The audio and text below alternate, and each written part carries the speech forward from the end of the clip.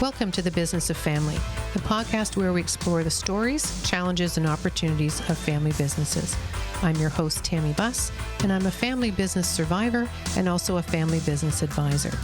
In this show, we will be talking with family business leaders and experts to bring you insights and inspiration so you too can survive your family business journey. Whether you're a founder, a successor, a professional, or just curious about family businesses, this podcast is for you. So today I have two guests with me from Pettengill Academy, Childcare business. So this was founded by Chantel. The academy began as a small home-based childcare and has since grown into a thriving multi-site early childhood organization known for its strong culture, leadership, and love for children and families. Entrepreneurship runs in Chantel's blood, coming from a long line of business owners. But this is not just a business, it's actually a family endeavor. So Chantel's husband, Zack, plays an integral role in operations, maintenance, and behind-the-scenes systems that keep the school running smoothly. Together, they've built more than a childcare program. They built a partnership that blends heart and hustle. So welcome, Chantel and Zack. Oh, thank you. Hi. So let's start at the beginning. Chantel, what inspired you to start this academy?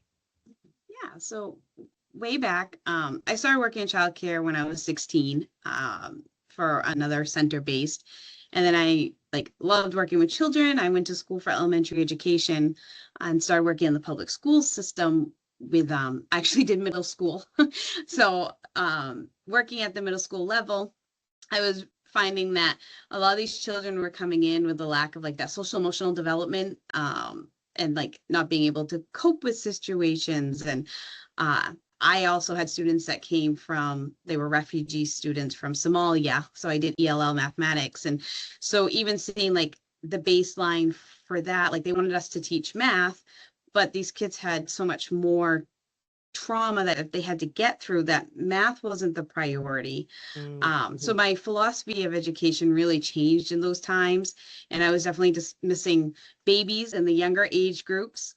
Middle school is great, but the younger ones are a little bit easier for me, more enjoyable for me. I don't know about that. I guess it takes a special person, I must admit. So I had just had my daughter, actually I just had my son, who's the youngest, and we decided that I would quit public school education and start our own daycare in our home from that. And so how long did that take you to go from a, home-based childcare program into having, multiple sites? Yeah. So in 2012, we had the home base, and then we were quickly okay, Zack was ready to have our home back and not just have it be a home and a business. So in 2015, we found a site to expand to our first large site. That one, we were licensed for 144. We still are licensed for 144 there. And then there was some challenges with growth, just because being an education background and learning the business side of it and going from 12 kids to 144 kids, there was a lot of learning. More growing pains, really. Yeah. Well, because you couldn't just do it by yourself, right? Now you needed many more hands. Yeah. And so once we learned and set up our systems and things that could be duplicated to another site and getting people behind me that could run site one, we started looking for a site in 2019 for our second location, and COVID hit. Yeah. So we put that, our priority was just getting through COVID. We stayed open all through COVID because a lot of my parents were in the medical field or the cleaning field, and they still had to go to work. They were essential workers. So we stayed open through COVID. And then in 2023, we grew to our second site. That one we built from the ground up as well. And then an opportunity fell in our lap in 2024 to buy our third site. We weren't quite looking for that third site, but when opportunities arise, you jump on them. So that's what we did. And Zack, when did you become part of the business? I right from the beginning, I did have another job, so I was there on my days off, and then in the beginning, because it was in the home, I was doing the laundry and taking care of all that stuff on the back end. And then I came on board full time in June of 2017. Okay, so you've been there since the beginning of the journey. Yeah. So through all the challenges. So, you know, how do you balance then, roles as business partners and life partners? Because that becomes a bit of a challenge, right? When you're 24/7. Yeah, it's been a journey. Anybody tells you that it's easy and they figured it out right away is definitely just glossing over the hard parts. But for me, and I had the conversation early with Chantel that um, my priority was the marriage over the business. So if anything came down to it, the marriage was the priority, and that was always our foundation, and we worked up from there.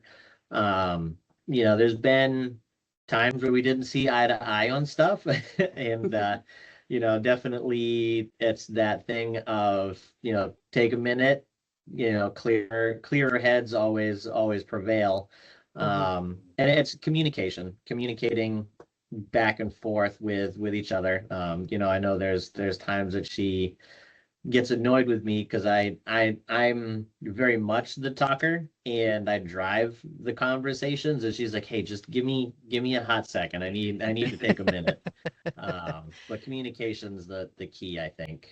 Oh, Our lanes too yeah. within the business. Like Hmm. my priority a lot of times is like the education piece, the curriculum. I run all the money, the bank financing, on that type of stuff is my lane.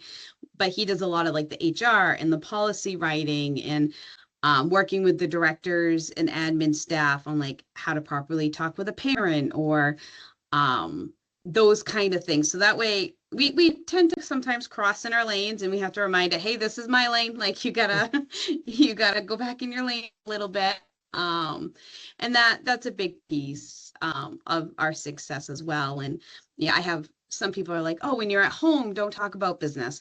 Our life kind of is our business because my kids are involved in it. It's what, puts food on our table. When we travel, we're always like, oh, let's go look at that daycare down the street. Let's go see what they look like. Like it's just a part of our lives. So it's to shut it off isn't really part of our process, but making sure that again we have those limits and those lanes and doing things outside the business as well for Right. enjoyment. So that way it's just not all business. So Well, the and boundaries are even more within the business side and the conversations in the lanes. Yeah.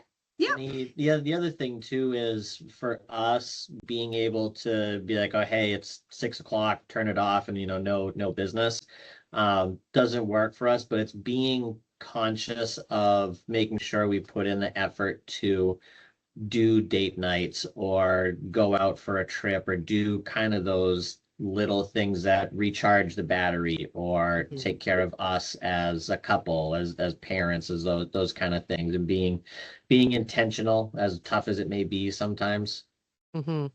Oh, it is hard. So you mentioned that your kids are involved in the business. So tell me a little bit about, their involvement and what the future looks like.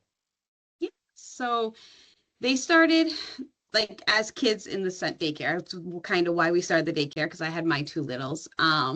And then they've grown in it. So anytime we need to build a new wall or patch walls or do construction, our kids have been there and they help paint and they've learned construction skills within the business. Putting together furniture. Anytime we open a new site, they're there putting together the furniture with us. I think they'll be happy if we never order another wooden bookshelf in their lifetime, but they've always been involved in that aspect. And then next year, Evelyn turns 16, so she gets to be a part of the ratio. So she gets to go in and actually work in a classroom and be a part of the ratios and a teacher within it. So it's been important for us with them in the business to always go from the bottom up. Like you got to learn like the grunt work. Like they've done cleaning, they've done I've taught them how to when you wax the floors or the dirt that gets stuck underneath the mop board, like how to clean that out with a butter knife. Like we taught them all those type of little skills that aren't glorious, but it's a part No, of no, owning a business. And right. um, eventually they're talked about taking over the daycares at some point. but we also want them to be able to find their own way. If that's what they want to do and they want to take it on, then that's great. And we love that our legacy gets carried on.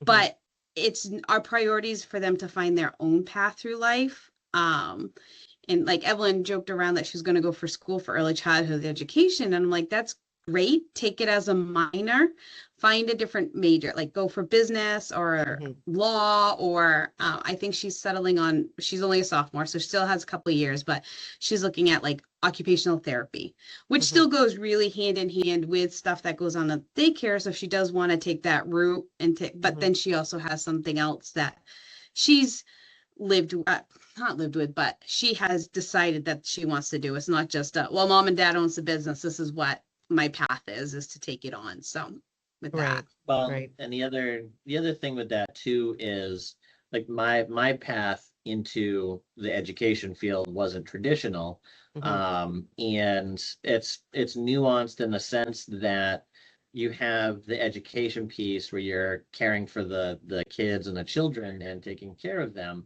But then you also have the business aspect of it where you have to do payroll, labor laws, all that kind of stuff. So in all our experience with people we've talked with, childcare is, really nuanced in the sense that it's two businesses under one roof, because you've got two aspects that you have to take care of. So with the kids learning other skills or developing these other passions, they'll carry things into the field and into their future business lives if they decide to go that route, which again would be great, but we feel it would make them stronger in that sense of being able to have these different life experiences and these different workplace experiences as they mature into the business. So you went from a fairly small business to a large business quite quickly. And Chantel, your family was entrepreneurial. So did you lean into your family for help and guidance? Because that's a big shift. As you say, there's like the business element of it. That's one component. And then there's actually the daycare portion, which is, again, other rules and regulations. So the business component is completely different. So did you lean into your family for support? Absolutely. So my mom actually still works for me. My grandmother worked as well for me, but a lot of it came from my grandfather. He's still in business. He's like 86 years old, fixing cars. But a lot of it is I leaned into him like launching the big center, because it was dealing with the code enforcing and the fire marshal and like, how do I advocate for myself? Because like fire marshal was like, well, I think the insulation of the ceiling is not legal anymore. I was like, well, the building was built after everything was changed. And so he taught me the skills of like speaking up and being like, no, this is what it is. Like, we're not going through this. The building was built after the insulation rules were changed. And then going through, a lot of it was the government side of it, because in childcare, we are very government run. So I learned from him even through high school about how do we change bills and laws to help the business? How do we advocate for ourselves and work with the legislators? And so that's where I've really leaned into my family in that aspect for the growth and the help, because they don't teach that stuff in high school or even college. So yeah, but he was able to help me with that. Well, it's interesting because you've got 3 generations working in the business, but it's reversed, right? Yes. Instead of your grandmother to your mother to you. So what about you, Zack? Did your family help you with, getting your sort of lane of the business structured? Not so much. My mom owned a flower shop for a few years. My dad was a firefighter. So my journey through that was a little non-traditional, and then I just went right into working. But I was always interested in education, in that sort of aspect. But most of the help came, through Chantel's family, and then especially through her grandfather.